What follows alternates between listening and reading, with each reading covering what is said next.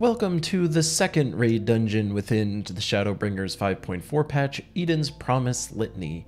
This is going to be E10N for those cool kids, and here you're going to fight the Shadowkeeper. This guy does all kinds of fun shadowy attacks, as the name implies. Let's stab a wolf! The first set of attacks you want to be aware of are forward and backward implosion. So forward implosion is naturally stay away from the front of him, and backward implosion is naturally stay away from his butt. Don't be near the butt during backwards implosion. Next up are the shadow versions of implosion, which are also forward and backward.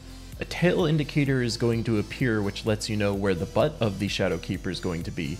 So use this as your guide to know whether you should be in front or behind of the boss. Deep Shadow Nova is going to hit the entire raid with an AoE. Make sure that healers are ready to make everyone feel good.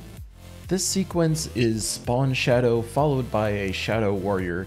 So the boss is going to summon 3 clones of itself. Notice the tether that is on the one in the corner here. This means that you're going to have to play a little 3-card Monty with the shadow clones and make sure that you know where the tethered one is going to end up. The safe zone for this attack is behind where the tethered one lands, so make sure that your butt is behind that butt. Fade to Shadow is the next ability, which summons 2 Shadow Pool explosion points on the battlefield. The nice thing about these explosions are they aren't that big, so you can stand in the middle and continue to DPS the boss. Just make sure that you're not positioned either towards the left or the right of these explosions, or you're going to get burned.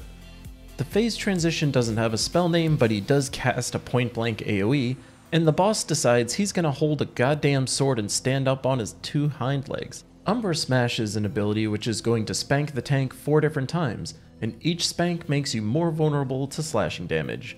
Spanks never felt so good. Now that you're nice and vulnerable, incoming Shadow Edge is going to be a tank buster slashing straight line attack. Then we have left and right Giga Slashes. Similar to forward and back before, now you have to pay attention to left and right. Make sure that you're standing on the opposite side to not get swiped with a sword. We also have shadow versions of these attacks, which means you need to pay attention to the tail indicator and be on the correct side to not get beat. Voidgate is an ability which is going to summon 3 different drop zones, telling you that 2 people need to be standing in these to make sure you don't get hurt even worse. So make sure that your party is coordinating to have 2 people in each of these. Failure to do this will result in a damage down debuff to the raid, as well as some nice little damage. At 50% HP, the boss is going to start chaining multiple shadow attacks, so the tail indicator is going to pop out twice. Make sure that you're paying attention to where, so you don't get attacked in the face. Shadowkeeper eventually gets tired of swinging a sword and indicates that he's going to shove everybody off the platform. Don't let him shove you off the platform.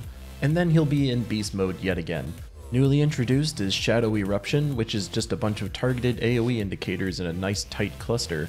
Also take note that multiple attacks are happening at the same time, so really pay attention to what's going on.